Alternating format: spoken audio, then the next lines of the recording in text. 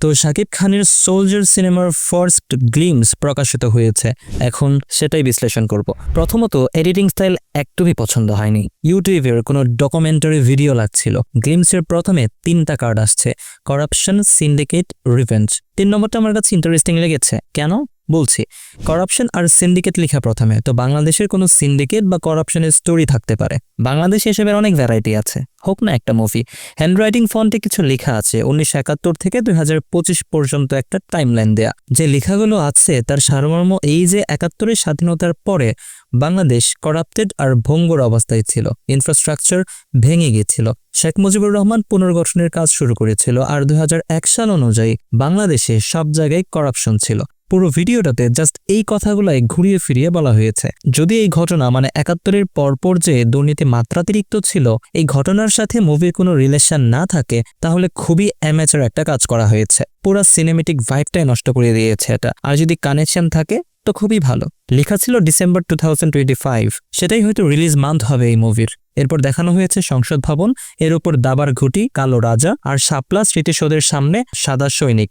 এটা সিম্বলিক হতে পারে। সংসদে যায় পলিটিক্যাল লিডার্স, তারা রাজা আর স্মৃতিসৌধ, শাপলা এগুলো সাধারণ বা দেশপ্রেমিক মানুষকে রিপ্রেজেন্ট করতে পারে, যারা পন কিন্তু হোয়াইট।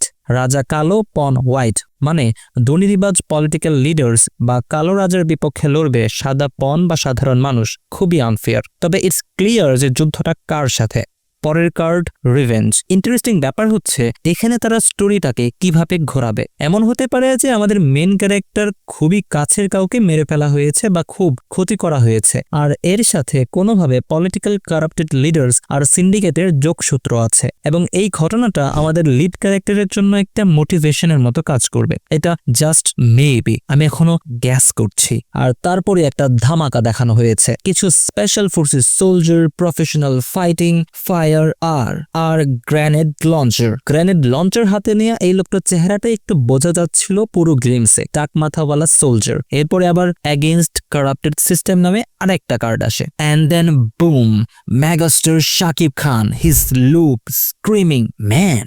আই থিঙ্ক লুকটা অনেকটা সালার মুভির প্রভাসের লুক থেকে ইন্সপায়ার্ড কিনা। যাই হোক, আমি শাকিব খানের ফ্যান না, but he is doing great recently. একটা ভয়েস আসে শাকিব খানের, তোমার জন্য দেশ নাকি দেশের জন্য তুমি। গ্লিমসের এই পর্যায়ে আস্তে আস্তে এই লাইনটা গুজবাম্প দেওয়ার কথা, বাট খুবই ফিকে লেগেছে। মনে হয়েছে শাকিব খানের ফোনে ভয়েস রেকর্ড করে পাঠিয়ে দিয়েছে আর এডিটর অ্যাড করে দিয়েছে। এরপরে আসে টাইটেল কার্ড, যেখানে লেখা সোলজার, মুভির নাম। আবার সেই পন বা সৈন্য।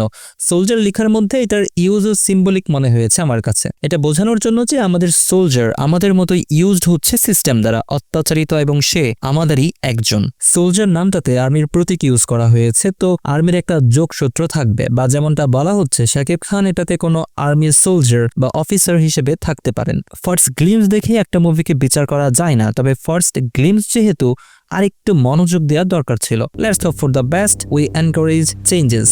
ও হ্যাঁ, ব্যাকগ্রাউন্ড মিউজিকটা কি ইউটিউব থেকে ডাউনলোড করা?